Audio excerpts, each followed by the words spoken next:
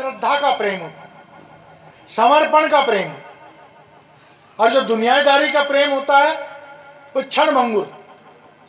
तो कह रहे अगर प्रभु को प्राप्त करना चाहते हो तो प्रभु का सिमरन, प्रभु का ध्यान, प्रभु की याद अपने हृदय में धारण करो। अगर तुम उसे बार बार हृदय में धारण करोगे तो बार बार उसके यहाँ घंटी बजेगी, उसे पता लगेगा कि फलानी आत्मा मेरे लिए तड़फ रही है। तो प्रभु तो सर्वव्यापी है, वो जब चाहे जहाँ चाहे तुम्हारे पास हर जगह प्रकट हो जाएगा। तो कह रहे हैं कि गुरु को धर ले ये मजार, नाम धुन घट में सुन झनकार। अब बड़ी मजे की बात, कमाल की बात कह रहे हैं कि वो शब्द जो सचखंड से, प्रभु के घर से, वो शब्द की डोरी जब प्रभु के घर से हमारे लिए फेंकी जाती है, जैसे कोई इंसान किसी कुएं में गिर जाए तो हम उसे कैसे निकालेंगे? कैसे निकालेंगे? और एक रस्सी फेंकेंगे नीचे। जब रस्सी फेंकेंगे तो उसे कहेंगे पकड़ ले इस रस्सी को, और रस्सी पकड़ेगा तो मजबूती से पकड़ ले, और खींचने वाले की बाजुओं में ताकत चाहिए। नीचे जिसने रस्सी पकड़ी है अगर मूर्ख होगा, रस्सी छोड़ देगा तो धम से नीचे गिरेगा। अगर वो आधा ऊपर भी आ गया और रस्सी छूट जाएगी तो क्या होगा? नीचे गिरेगा। लेकिन अगर रस्सी उसने मजबूती से पकड़ी है और ऊपर रस्सी खींची जा रही है तो वो कुएं से बाहर। तो उसी का यहां जिक्र कर रहे हैं कि भाई नाम धुन घट में सुन झनकार, कि जब हम प्रभु को हृदय में धारण करेंगे तो उस सचखंड में रहने वाला प्रभु, उस तक हमारी आवाज पहुंचेगी। वो वहां से रस्सी फेंकेगा नीचे।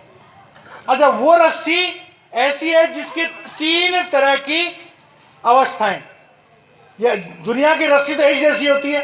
वो रस्सी सचखंड में सत्शब्द, प्रब्रह्म में सार शब्द, और ब्रह्म अंड और पिंड में अनाहत शब्द है। शब्द तीनों, लेकिन तीनों के अलग अलग रूप है।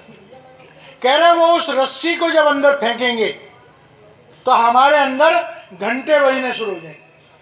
बिना बजाए निस्दिन बाजे, घंटा शंख नगाड़ा वे। अब बिना भूमि के महल बना है, तामे ज्योति उजारी।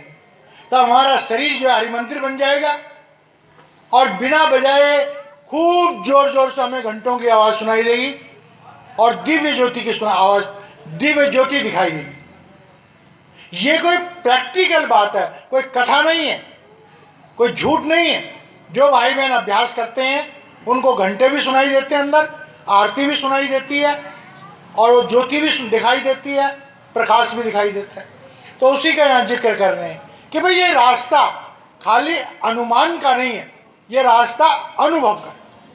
जो ऐसा करेगा उसकी आत्मा शरीर से निकलेगी और दिव्य ज्योति यहाँ दिखाई देगी, और बड़ी जोर जोर से मंदिर के जो घंटे हैं वो बजने शुरू, इतनी जोर जोर से बजेंगे। अगर हम सड़क पर जा रहे हैं और खूब ट्रैफिक है तो ट्रैफिक से भी ज़्यादा जोर से वो घंटे बजेंगे। जिनका शब्द खुला हुआ है वो चलते फिरते उठते बैठते सड़क पे सब जगह घंटे सुनते हैं और मस्त है। तो कह रहे ऐसी अवस्था प्रभु कृपा से हमें जरूर मिले, और ऐसी अवस्था मिलने के बाद ही तब हमारा मन काबू में आएगा, तब हम सच्चे प्रभु भक्त बनेंगे, तब सचमुच में हम अध्यात्म के रास्ते पर आगे बढ़ने के लिए मजबूती से कदम आगे बढ़ाएं। आगे तरंग उठती बारंबार, भंवर जहां पड़ते बहुत अपार, लगाओ मेरी नैया सतगुरु पार। अब देखिए, अब एक बात मैं पूछ लूं कि मेरी बहनें जब सत्संग सुनती हैं तो दूध की बड़ी प्रॉब्लम होती है। अब ये बताओ कितनी देर तक आप मुझे समय देते हो, फिर मैं उसी हिसाब से बोलूं। आधा पौना घंटा कोई दिक्कत तो नहीं, कोई किसी को दिक्कत नहीं है ना? चलो अब यहाँ पर देखो, हमारी जिंदगी की सच्चाई, स्वामी जी महाराज हमारी जिंदगी की सच्चाई अब कह रहे हैं, जब हम प्रभु की तरफ चलने चाहते हैं तो हमारे शरीर के अंदर काम, क्रोध, लोभ, मोह और अहंकार, इनकी तरंगें उठती, और इतनी खतरनाक तरंगें उठती हैं। गीता में भगवान कृष्ण ने कहा है कि कितना ज्ञानी से ज्ञानी पुरुष हो, 4 वेद का ज्ञाता हो, जब अंदर में तरंगें उठती हैं, चाहे वो लोभ की हो, काम की हो, क्रोध की हो, तो उसका हाल हमने इतिहास में ऋषि विश्वामित्र, ऋषि पाराशर, श्रृंगी ऋषि, उनकी तो कथाएं सुनी हैं। लेकिन आज के ऋषि, जिनके हजारों, लाखों, करोड़ों शिष्य हैं, वो भी अपने अंदर की तरंगों पर काबू नहीं पाए। और आज की डेट में बहुत सारे बड़े बड़े ऋषि कहलाने वाले जेलों में चले गए, जेल। क्यों गए? उन तरंगों को काबू नहीं कर पाए। भक्ति के रास्ते पर जब हम मजबूती से कदम बढ़ाते हैं तो हमारे अंदर तरंगे पैदा होती हैं। काल जो है, काल हमारा इम्तिहान लेता है, हमें दौलत देगा, ऊपर की कमाई का मौका देगा, दुनिया के विकारों में फंसने का मौका देगा, मोह में फंसाएगा, लोभ में फंसाएगा, काम में फंसाएगा, क्रोध में फंसाएगा, अहंकार में फंसाएगा, और ऐसी तरंगे उठाएगा कि जैसे समुद्र में ज्वार भाटा।